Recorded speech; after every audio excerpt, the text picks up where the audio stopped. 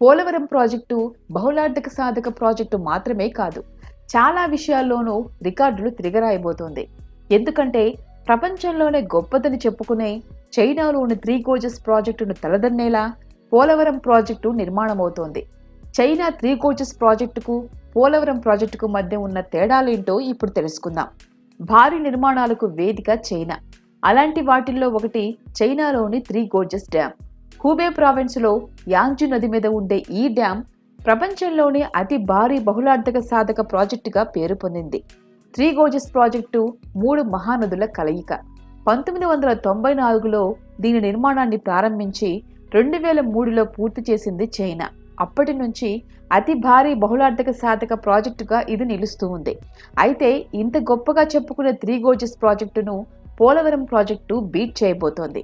3 Gorges భారీతనం మరి కొన్నాళ్లు మాత్రమే number 1 పొజిషన్లో ఉండబోతోంది. అంతకు మించి భారీ బహుళార్థక సాధక ప్రాజెక్టుగా నిలవబోతోంది పోలవరం ప్రాజెక్టు. పోలవరం సాధారణ ప్రాజెక్టు కాదు. 2 కొండల మధ్య అడ్డుకట్ట వేసి గేట్లు అమర్చగానే పూర్తయ్యేది కాదు. ఇది ఓ ఇంజనీరింగ్ అద్భుతం, సాంకేతిక సమస్యల సమాహారం. దేశంలోనే ఇలాంటి ప్రాజెక్టు మరోటి లేదంటే అతిశయోక్తి కాదు. నదీ గర్భంలో ఉన్న పరిస్థితుల దృష్ట్యా పోలవరం ప్రాజెక్టును విభిన్నంగా డిజైన్ చేశారు. ఈ ప్రాజెక్టుకు ఎంత ప్రాధాన్యత ఉందో సమస్యలు అవాంతరాలు కూడా అన్నే ఉన్నాయి. మొత్తానికి ఇప్పటికి తుదిరూపు దాల్చుతోంది. ప్రపంచంలోనే మేటి ప్రాజెక్టుగా నిలవబోతోంది అన్న దాంట్లో సందేహమే లేదు. ఇది పూర్తయితే చైనా 3 గోర్జెస్ డ్యామ్ ప్లేస్ను ఆక్రమించడం ఖాయం. ప్రవాహంలోనూ ఆధునిక సాంకేతికతలోనూ ఇతర విశేషాలకు సంబంధించి పోలవరం ప్రాజెక్టుతో పోలిస్తే 3 గోర్జెస్ తక్కువేనని చెప్పాలి. 3 గోర్జెస్ ప్రాజెక్టు ప్రవాహం 41 లక్షల క్యూసెక్కులైతే పోలవరం ప్రవాహం 50 లక్షల క్యూసెక్కులు.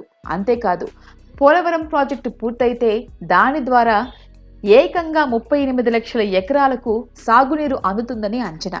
గ్రావిటీ ద్వారానే కొన్ని లక్షల ఎకరాల భూమికి సాగునీటిని అందించడానికి వీలవుతుంది. ఈ రకంగా అత్యంత గరిష్ట ఆయకట్టుతో పోలవరం ప్రాజెక్టు రికార్డు సృష్టించే అవకాశం ఉంది. అంతేకాదు, 3 గోర్జెస్లో గరిష్టంగా రోజుకు 7,000 క్యూబిక్ మీటర్ల పని జరిగితే పోలవరం ప్రాజెక్టులో రోజుకు 10,000 క్యూబిక్ మీటర్ల పైనే పని జరిగింది. ఇక ఈ ప్రాజెక్టులో వినియోగిస్తున్న మొత్తం పరికరాల విలువ 2,000 కోట్లు. ఈ ఖర్చుతో ఒక మధ్య తరహా ప్రాజెక్టునే నిర్మించవచ్చు. ప్రాజెక్టులో గంటకు 1,750 టన్నుల క్యూబిక్ మీటర్ల కంకర కొట్టే యంత్రాలున్నాయి. ప్రాజెక్టు ప్రారంభం నుంచి ఇప్పటి వరకు వరదలొచ్చినా, కరోనా విలయతాండవం చేసినా ఒక్కరోజు కూడా పని ఆగలేదు. ఈ భారీ బహుళార్థక సాధక ప్రాజెక్టు మీదే ఎందరి ఆశలో ఉన్నాయి.